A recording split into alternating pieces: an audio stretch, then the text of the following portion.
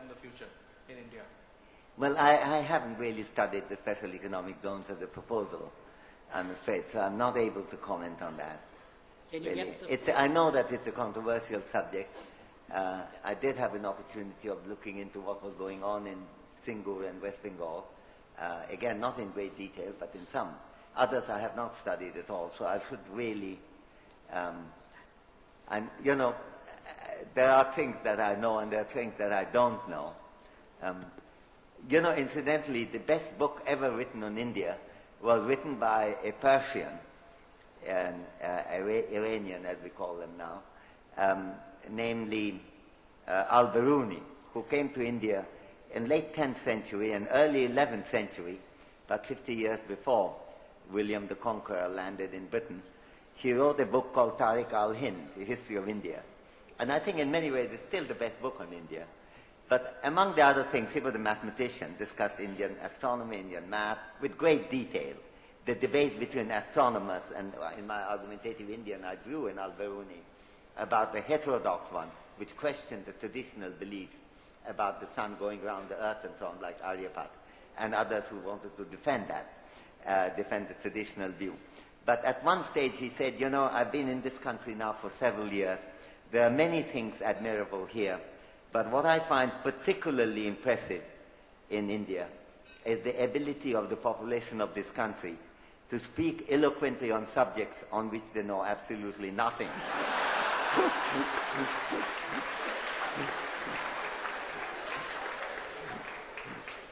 Yes, please. This is Shrikant here. Yeah. See, I have a question. See, we keep talking about corporate social responsibility, but often as industry, what I mean is that I'm also working in a, let me say, senior position. So as entrepreneurs or as managers, what often we do is that we really don't worry about what kind of values that we are actually, displaying, or what kind of values the company is displaying in terms of how we, expect the employees, what kind of behavior we expect. For instance, if you take, things like corruption, which always is there everywhere, which we still, pander to. Sometimes to do with even basic things like obeying tax rules or maybe obeying traffic rules or whatever. Basic idea seems to be that, okay, I don't really have to correct my value system. So until the companies first correct their value systems in terms of how they, make sure that the people who come in have the right values, how do you think that they will go and do corporate social responsibility or make inclusion really happen outside? Isn't it that I'm not keeping my house in order, but I will make sure that somebody else is keeping the house? Yeah.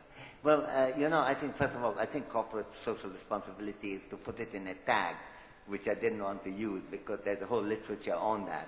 It's a question of a sector. It's not just the corporate deciders, it's also IT professionals. This is also a very much a profession-driven subject in which people have, thoughts to offer, which can make a big difference even without their running the company. Indeed, if they run the company, this is easier. But on the other hand, without being a corporate head, you can still do it. And that, in a sense, has a somewhat different angle from the responsibility of a corporation as such, which is where the literature is mainly driven.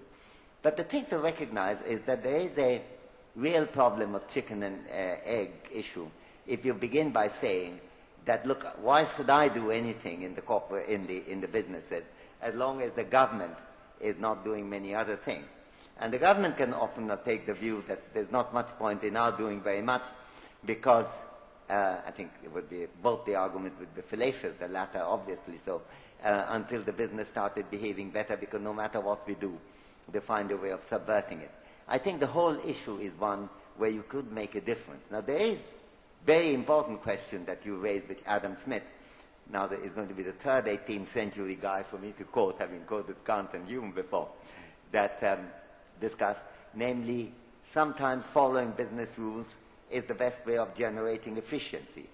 But then he went on to say that at the same time, after having done it, and while you're successful, not to reflect on how you could have made things better for the society at large is a failure of humanity, or what he called the failure of moral sentiment. He had a book called Theory of Moral Sentiment, which is to a great extent about that.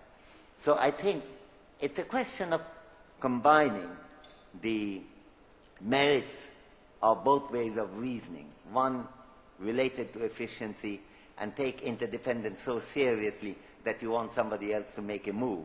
And the other is to take the initiative and get a departure started. And nearly all the changes in the world have happened that way. If at the time I quoted Jamshedji Tata earlier, only 19th century, not 18th in this case, but if he began by saying, look, I'm very successful in running it, why should I start an education center, a training center, and hospital? Why?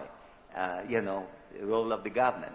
I think the country would have been poorer, and I think in many ways the Tatars as an enterprise would have been poorer.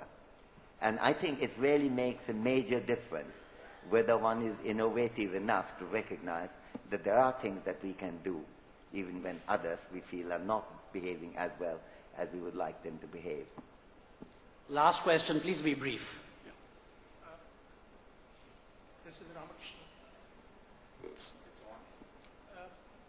Professor Sen, this IT industry success story, can you comment on the diffusion process, both from the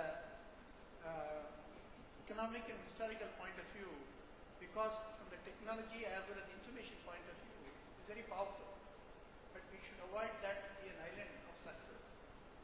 So can you comment about it from the diffusion effect, how it can have the best effect? I think it's, I've already tried to give unsolicited advice to the IT sector, but start criticizing from outside when I'm still expecting my dinner tomorrow and today may not be the most intelligent way of doing it. Since you are clearly in the inside, I would like to hear you on this subject. And when you explain to me, and maybe I will repeat it. But at this time, I think I have to take a discreet pass. I see Jerry is beginning to end the session anyway. But thank you very much for that question. I had one last question over here, if you've got time. Okay, right here. Very quickly. Yeah, very quickly. It's very briefly. I just wondered if Professor Sen had thought at all about. I'm over here in the corner. Oh, okay, yeah. Okay. Would you given any thought to the scalability issues that microfinance institutions had, and the leverage of technology in that area, especially in context of entitlement in the broadest sense? Well, I think this is a very exciting question, of course made somewhat more immediately discussed because of Yunus is getting the Nobel Peace Prize, which was, I think, a very well-deserved Peace Prize. I think there are a huge lot of issues about microfinance management. I don't know enough about it to be able to comment in how things can improve. When I saw Yunus last in Dhaka, that was in December, he told me that there are very technical innovations they are thinking about right now. So I expect that the answer to the question must be yes. Yes to the question, is it an important issue? No to the question that you began by saying, have you given much thought about it? The answer is no, I have not. But I think I recognize this to be a very important issue.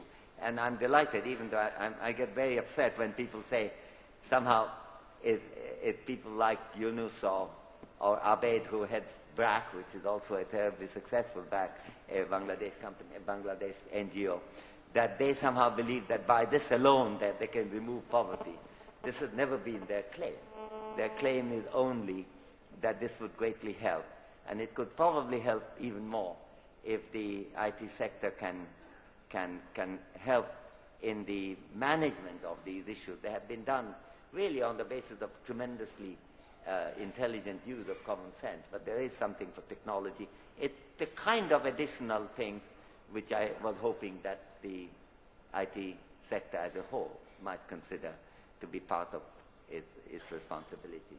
So thank you for asking that question. Thank you, Professor Sen. Yeah.